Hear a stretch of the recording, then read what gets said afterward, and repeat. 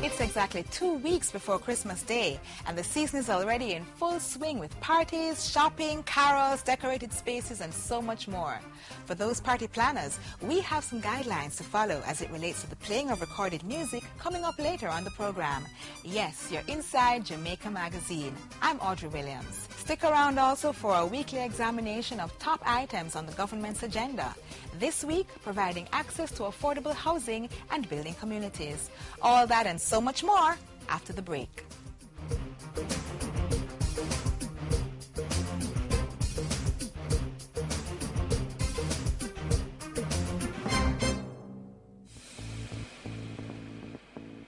A healthy and educated people living in a clean, natural environment, reducing crime, improving the justice system and governance, building a prosperous economy. It's not just a vision, it's reality. Learn about the plan. Join the vision. My country, Jamaica, has a rich heritage and is very unique. If we all pull together, we can make it the place of choice to live, work, raise family, and to do business. For more information on Vision 2030, call the Planning Institute of Jamaica or visit vision2030.gov.jm, your parish library, school library, or the Jamaica Information Service.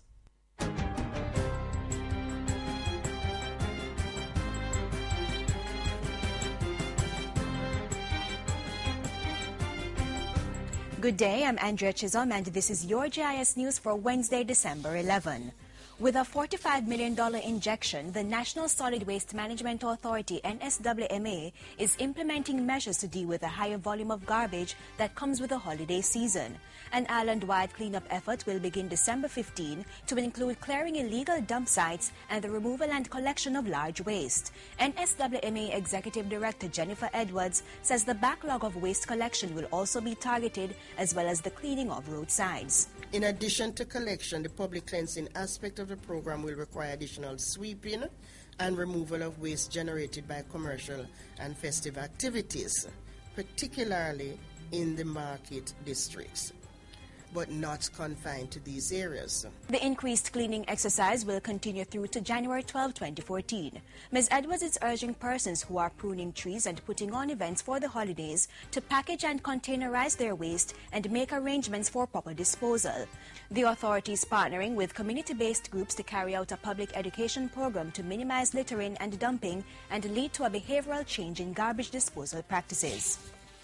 10 more ambulances will be added to the Health Ministry's fleet by June next year. The announcement was made by Health Minister Dr. Fenton Ferguson on Tuesday during a ceremony to hand over an ambulance to the University Hospital of the West Indies. This will create great relief for our patients in terms of greater efficiency, moving them across Jamaica. The ambulance presented to the University Hospital is one of 19 bought by the government through the National Health Fund NHF for approximately $85 million. The 10 due next year will also be financed by the NHF. Since 2012, government has added 56 ambulances to the fleet of emergency care vehicles in the public health sector. Meanwhile, the Ministry of Health is implementing various measures to increase the number of volunteers donating blood. Portfolio Minister Dr. Fenton Ferguson says members of the public need not fear the safety of donating, as the ministry has put the necessary standards in place to guide the collection and handling of blood. I know many persons out there, one of the reasons why they have been so reluctant in coming forward is because they still are not sure about how safe it is. Let me say that Jamaica has done extremely well. We continue to move on a path, a revolutionary path. And therefore I say to Jamaica, wherever you are and we have the services, it is safe to be a voluntary donor. Dr. Ferguson was speaking at a recent function to celebrate the 65th anniversary of the National Blood Transfusion Service. He pointed out that a 5-year strategic plan was being drafted in collaboration with the Pan American Health Organization for immediate implementation. Additional measures include a national policy on blood currently being prepared for cabinet submission. Jamaican standards for blood transfusion services are also expected to be finalized in early 2014. Persons can now pay over 40 bills at some post offices following a partnership between Jamaica Post and Grace Kennedy Money Services. 39 post offices will now offer bill payment services with a view to expand to 75 post offices by March 2014. The partnership with Grace Kennedy Money Services, specifically Bill Express, will increase revenue at Jamaica Post by between 10 and 20%. At the signing ceremony on Tuesday, Technology Minister Philip Paulwell said the move was part of efforts to keep Jamaica Post viable and relevant. The Post Office has endured, testament to the fact that with the appropriate application of technology, even the oldest of institutions can be reinvented and retooled to improve efficiency and to build a more positive customer experience. And finally, $21.5 million has been spent carrying out major upgrading works at the St. Michael's Infant School in Kingston. The project included infrastructural development and upgrading of the electricity system. Speaking at the recent handing over ceremony, Education Minister Reverend Ronald Thwaites gave high praises to the European Union and the Jamaica Social Investment Fund for undertaking the project. It is a gift that will last for generations if we care it properly, and we must. And it is an opportunity, I'm going to spell out why, that we might otherwise not have been able to have.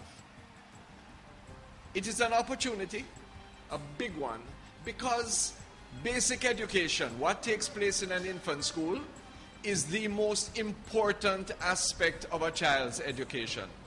And that's it for JIS News Today. I'm Andrea Chisholm. Thank you for watching.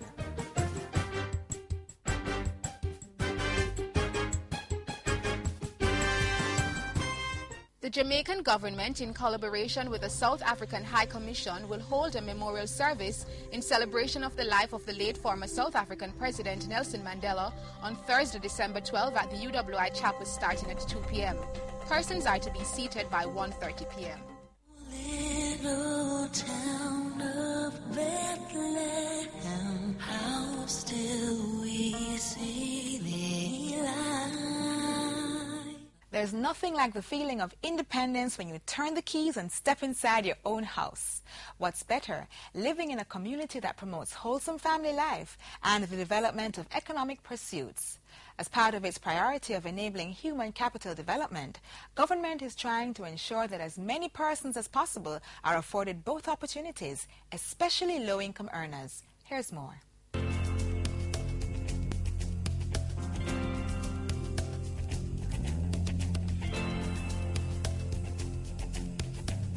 A society in which families are properly equipped to contribute to national development. A society in which there's equal and continuous access to resources. A society in which Jamaicans are empowered to achieve their fullest potential. That's the vision for Jamaica, and the Portia Simpson Miller-led administration has bought into that vision, making family advancement through community development a strategic priority for the 2013-2014 financial year. Our policy strongly emphasizes community building as one of its core principles. This means creating workable policy framework and providing opportunities which will make community development a reality.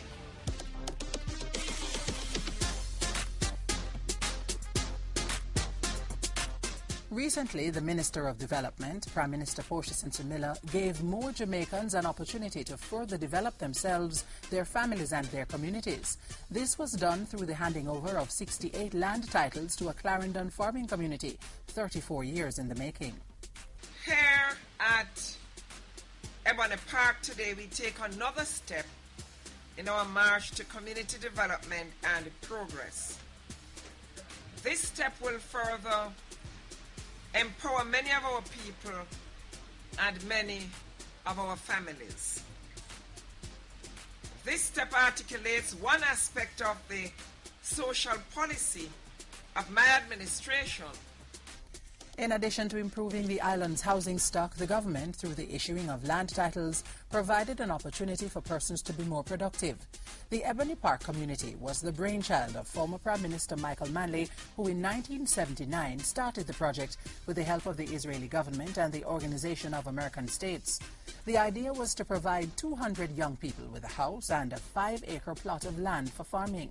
Though the project was started with 100 young people and was doing well, it later collapsed. Michael Manley, I'm here today to continue part of your legacy here at Ebony Park. And I feel very happy that I'm able to do it. And what I want my government to do is to assist every day to try to transform one life at a time. 2, 3, 4, 5, 6. Thousands of lives in this country. Though 68 were present to collect their titles, 110 have been earmarked to receive the important document. The residents who tilled the soil, planting onions, plantains, pepper, watermelons, sorrel and pumpkins, can now increase their contribution to nation building, a reality that left some overjoyed. I'm feeling so good. Words cannot explain how I'm feeling. I have heard about the titles coming true, but seeing the reality this evening, it gives me cold bumps. I just feel in my body a different feelings. I'm so happy and I'm glad that this has been a reality. Last night I was there watching the TV and thinking about this evening, and then I say, you know, this is like having a cake without the icing on it, and this is like the icing on the cake for me. Having your title now, you can assist with your performance, because as the councillor say, I'm present doing active farming. And you know, say when I small farmer, biggest challenge is finance. So the title can help us in that aspect. This is the greatest achievement I could ever get. There is nothing more that is more important than this. I don't need anything more. I just want life now to enjoy what I have. The Portia Simpson Miller-led administration is steadfast in its commitment to putting more power into the hands of the people by giving them the opportunity to become homeowners. This, the government hopes, will spur economic growth and raise the standard of living of many Jamaicans. With the accelerated titling drive, another 5,000 Jamaicans will soon be able to relate to the 110 in Ebony Park within the 2013-2014 fiscal year.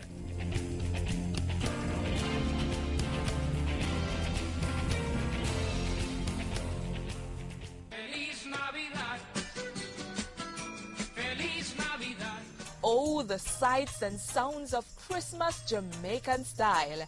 Help us tell your stories through pictures. Or how about songs or poems bigging up Jamaica? We'd love to showcase them on the pages of Jamaica Magazine. Email us at jamaicamagazine@jis.gov.jm and be sure to include your contact info. Let's end the year with a bang. After all, it's Jamaica 50, and Christmas time in Jamaica is the most wonderful time of the year.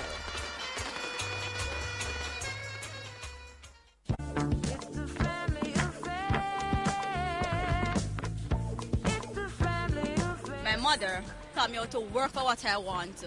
And if you don't work for it, then you don't deserve it. They always tell me, be yourself. Don't try to be like others. They help me through tough times, good time, bad time. They're always there for me. Once the family is good, teach the children the right things, then them can grow up on the right.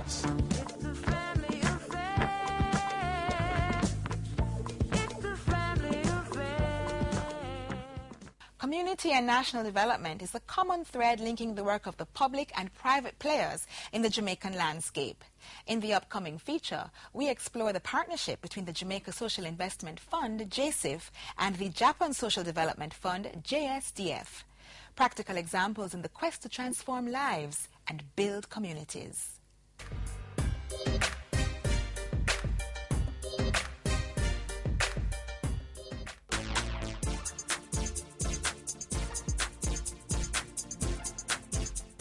Have you seen them? They may be somewhere in your community undertaking a project that is geared towards fostering holistic development. The Jamaica Social Investment Fund, JSIF, was formed in 1996 as part of the government's poverty alleviation strategy. Since then, the fund has been instrumental in the implementation of a number of projects throughout several underserved communities. Initially started as a temporary fund, JSIF has been serving the nation in the areas of health, education, the environment, agriculture, water, infrastructural development, and skills training, among others. To date, JSIF has completed over 1,000 projects that have assisted at least 1 million Jamaicans. What we try to do, all those activities, is an attempt at making community members stronger, as people would say, empowering them, that they will be able to manage their lives. That's no easy feat. And to make the best use of available resources, JSIF has partnered with both local and international bodies. These partnerships help to further strengthen the fund's efforts to reach the communities that are most in need of its services. A major project implemented by JSIF in 2009 is the Japan Social Development Fund, JSDF, which is administered by the World Bank and has helped approximately 62 volatile communities, including the 12 targeted under the Inner City Basic Services Project, ICBSP. Taking the unconventional approach to reducing the incidences of crime and violence, JSDF liaises with community-based outreach groups and non-government organizations and has invested in skills training and family support sessions. A number of these youths were considered to be high school dropouts, persons belonging to gangs, persons with a previous criminal record, persons who have not been exposed to any form of skills training, so they are basically unemployable. The training centered on two different components. There was the skills training and there's the life skills training. Among the community-based groups working along with the JSDF are Operation Friendship and the Heart Trust NTA. The collaboration between JSIF and Operation Friendship has been one of great excitement. As you know, JSIF works in selected communities in the inner city, and young people are recruited from these communities. Young people who are sitting at the corner, young people who are desirous of learning a skill, and they are taken to us here at Operation Friendship, where we train them. Meet Marco Brown, who has received training in electrical installation from Operation Friendship. Over the past year and months, I've learned a lot. They teach me motor control circuit, bell circuit, simple circuits, series and parallel circuits, how to wire them and so forth. Teach me how to wire a photocell, a fluorescent lamp. So the process of engaging in the process have been tremendous. I've learned a lot. Firstest is also another participant who has benefited from the work of JSDF through the Heart Trust NTA. My mother told me about JSIF program. That is, it's nothing that's going to cost me. I just need to make myself available for the program. So I signed the form and come over here. Coming here, they teach me to lay blocks, bricklaying, flashing of wall, rendering, stuff like that. And I'm waiting on mine now. Instead of my career in business, I'm becoming building contractor, really. I really did well here, and all because of JSIF. Didn't cost me anything just to come here. And we also get stipend, lunch every day, stuff like that. So I really appreciated the effort. I want to say a big thank you to JSIF for believing in these youngsters.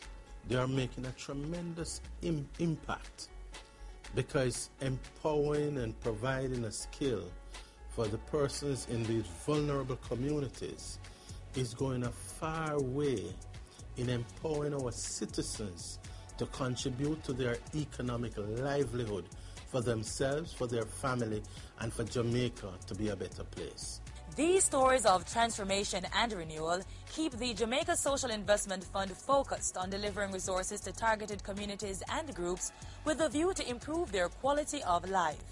For more information on JSIF, call their toll-free line 1-888-991-2356-7.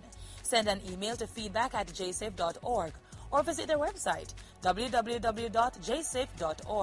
Remember to like their Facebook page. The Jamaica Social Investment Fund, investing for community development. Family, school, church, community, all important agents of change in our society. They influence what we think about ourselves, our surroundings, and how we see the roles of males and females. Let's all work together for equality for all Jamaicans. Let's make Jamaica a place where both males and females have equal access to a good education, good jobs, the best health care, and opportunities for the good of the country. Males and females are different, but it doesn't mean they're not equal. Let's build a Jamaica that doesn't discriminate. Become an agent of change.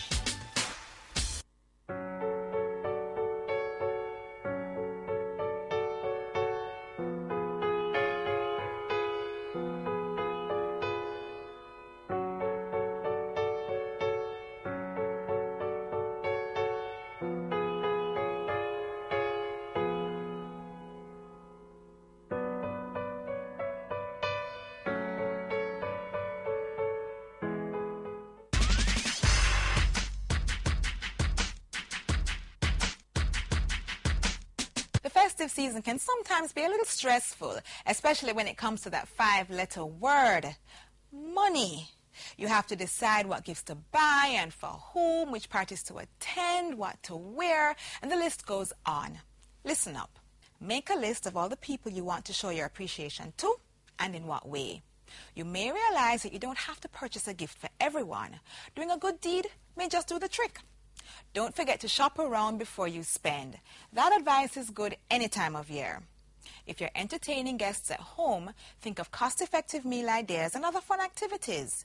Choose the parties you can afford to attend and don't stress about the rest. Remember, come January, you will need the money. Go ahead, make the season memorable, but keep the financial strain at a minimum.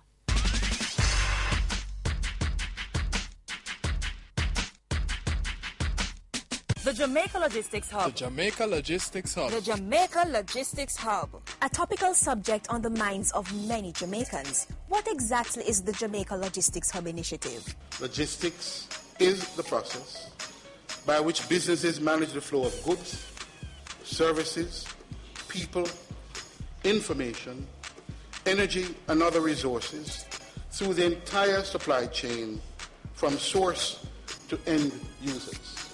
The various components of the hub will allow Jamaica to capitalize on the increased trade expected to flow through the region when the Panama Canal expansion is completed in 2016. We are not saying by that that all of the project would have been finished. We are saying that there is a core set of projects and programs that must be implemented. The Jamaica Logistics Hub, a plan in action to increase trade and grow the economy. Parties and other social engagements are a natural part of any holiday season. And as with anything else, there are certain rules to follow. Up next, some guidelines regarding the playing of music at social events.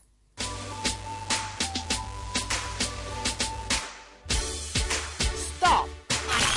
What would life be without music? Boring events without melodious rhythms and engaging lyrics to move the body? Only chatter would engulf a bar. And what would lively up a dance? Thankfully, there are musical geniuses who have created beautiful sounds to soothe any palate.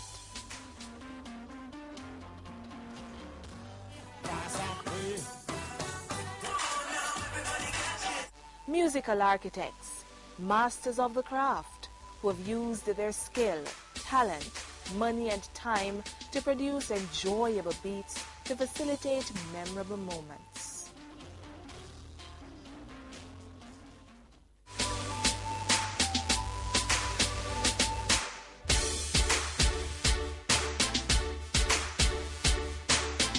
Like any other job, music producers and their colleagues provide a service, and they too deserve to be paid.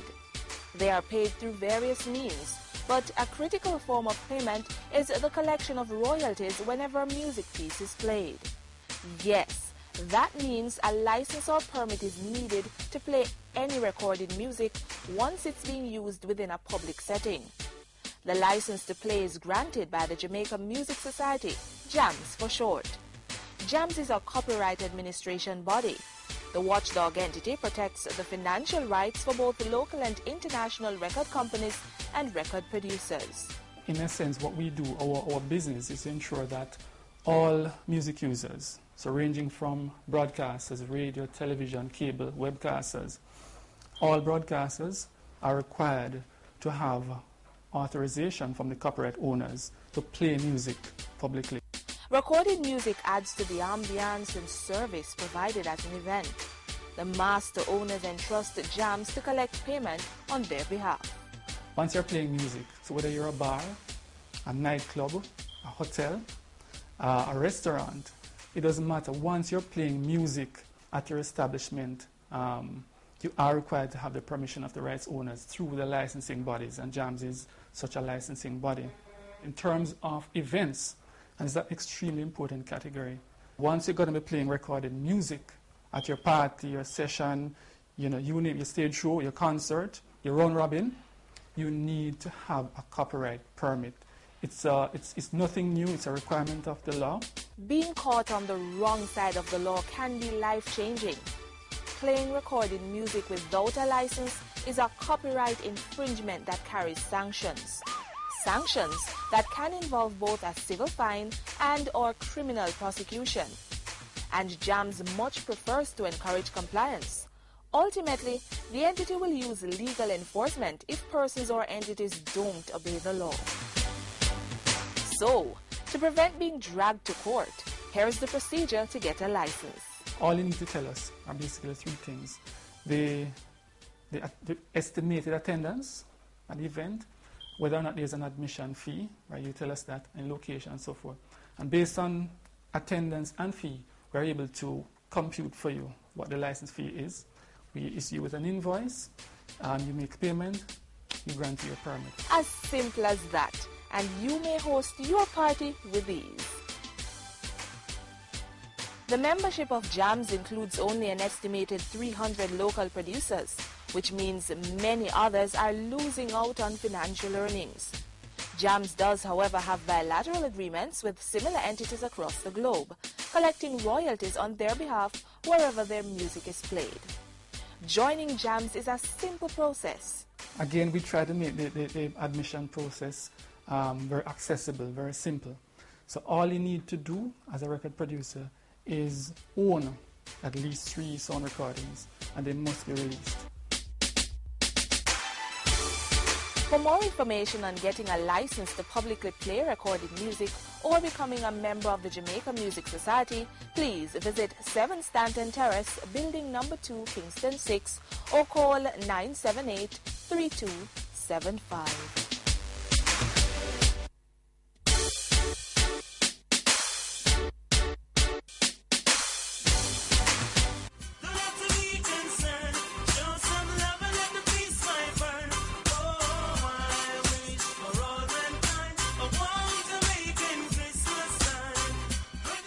It's the end of another episode, but you may visit our YouTube channel to see this and other programs. The JIS website too is filled with beneficial information, so feel free to log on. If you have a question, a comment or suggestion, send an email to jamaicamagazine@jis.gov.jm or link us on Twitter @JIS News. Check back same time tomorrow for another in the series. I'm Audrey Williams. Walk good.